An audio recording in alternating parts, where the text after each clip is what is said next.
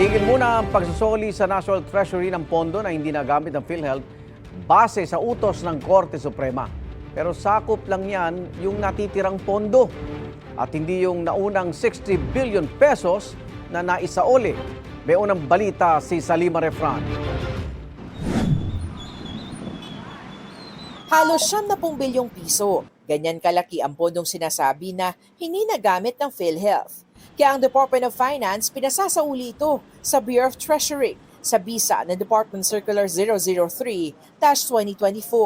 Alinsunod daw ito sa General Appropriations Act for 2024 para mapondohan ang mga unprogrammed appropriations o yung proyektong aprobado na pero hindi pa tukoy kung saan kukunin ang pera. Masidhi ang pagtutol dito ng ilang health reform at anti-corruption advocate at budget analyst. Pero giit ng Finance Department at PhilHealth, legal ang hakbang na ito. At mula noong Mayo, nakapaglipat na ang PhilHealth ng kabuang 60 billion pesos sa National Treasury. Ang mga tutol sa paglilipat sa Korte Suprema na dumulog.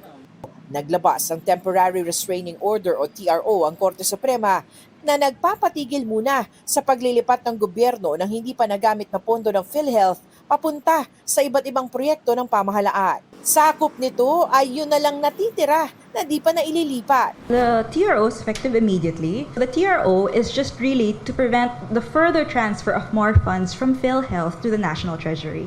Hindi pa sakop ng TRO ang pagbabalik sa nailipat ng pondo, bagamat kasama ito sa hiling ng petitioners. Kabilang sa kanila ang grupong Isang Bayan, Bayan Muna, at grupo ng medical professionals at concerned citizens at si Senate Minority Leader Coco Pimentel.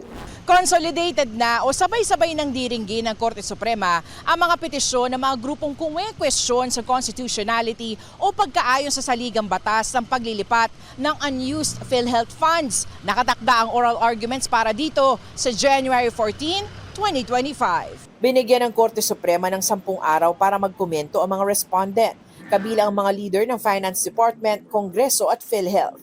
Ayon sa PhilHealth, susundin nito ang desisyon ng mataas na hukuman. Nakatuon pa rin sila sa pagbibigay ng proteksyong pangkalusugan sa pamamagitan ng mas maayos sa mga benefit package at availment policy. Tatalima rin daw agad dito ang Finance Department ayon kay Secretary Ralph Recto. Pinaghahandaan na rin nila ang pagharap sa oral arguments para bigyang linaw ang mga issue.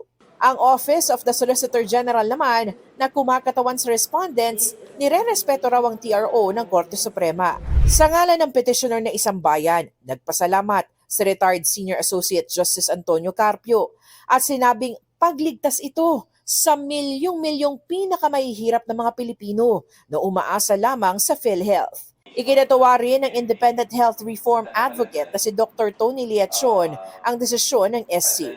Umaasa silang maibabalik ang nailipat ng pondo, oras na magdesisyon ang Korte Suprema.